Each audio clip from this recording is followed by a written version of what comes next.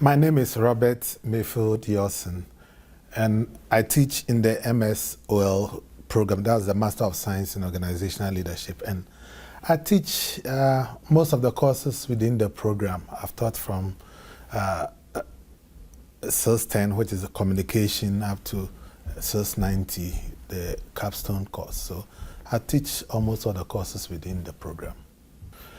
I come from a very diverse educational background. My first degree was in chemistry, with biochemistry, and from University of Ghana. And I have a Master of Philosophy in Biochemistry, also from the University of Ghana. I did a postgraduate program in food management from the Hebrew University of Jerusalem. So that's the first part of my educational background, the sciences, and I worked in the sciences. Then I have a master's in public policy and PhD in organizational leadership. So as I said in the beginning, I have this diverse educational background. I would say I've been a lifelong teacher. When I was growing up, my dad was a teacher, college teacher, and all what I knew was that you grow up to be a teacher. I didn't know I had any other profession apart from teaching. And also in Ghana, after your sixth form education, that's a 2-year program after what's here we'll call like the GED, there's a mandatory national service, and mostly it's teaching. So that's where my actual teaching started. I started teaching in an elementary school in Ghana, and that's where I got into teaching. And I would say I've not left it since then, although I've been to other professions. For the past 2 decades, I've been in academia, I've been in public service, private sector, and consulting. But in all that, teaching was part of it. And for the past 7 years, for the past 10 years, I've been strictly teaching in higher education, from University of Minnesota to Quinnipiac University.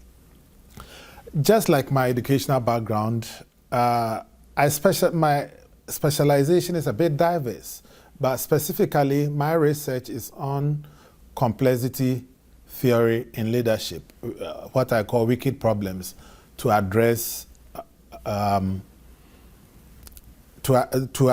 leadership and organizational development issues. I also do a lot of research on systems approach to workforce and skills development in emerging technologies like nanotechnology. I've published a lot in nanotechnology, workforce development. So that's the core area of my specialization. Everything I do in the classroom relates to the real world. The first day of class, that's what I tell my students, that this is the real world. We are not separating the classroom from the outside world. We do what will happen in the real world. My teaching philosophy is predicated on what I call case-in-point teaching. And everything we do, we bring out the real-world situations into theory. I don't flinch from theory, but I make sure that theory is relevant to practice. So everything we do, from the consultancy class to communication, we do what workplace project where students take work they are working on in their various workplaces. Most of my students are adult students who are already working. So I try to make sure that what they are learning is very relevant to what they are doing in practice. So that's what happens in my classroom. It's in line with what we call in Quinnipiac the classroom of the world, or the bigger classroom. We bring the real world into the classroom, and not the classroom into the real world. First of all, to be successful in the classes I teach, the first skill you need to be successful is paying attention to detail.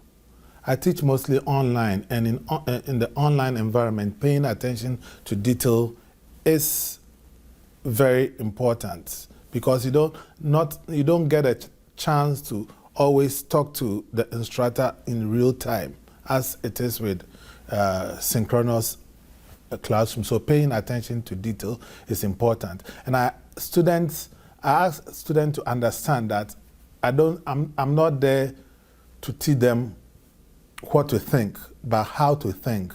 So if you get that concept that here, I'm there just as a facilitator and not a sage who knows everything and will tell you everything, but I'm there to help all of us, including myself, to co-create knowledge. With that conception in mind and attitude towards my class, you'll be successful. Layout is one of the strengths I think I bring to the classroom, especially in the online environment. How you lay out the course determines how successful the classroom environment will be. So I'm of the school of thought where I believe that some students, not all students are at the same level. So my course is laid out in such a way that it's open from the beginning of the semester to the end. So students, it's more of like adaptive learning. Students who can work ahead will work ahead. Those who take a bit of time to understand concept will have the same opportunity. So it's clearly laid out. Everything you need to be successful in the class is laid out. And I don't keep changing things as the semester goes on to confuse other people. So the very first time you enroll in the class, you know what you are getting, you know what you have to achieve. So that's how I lay out all my classes.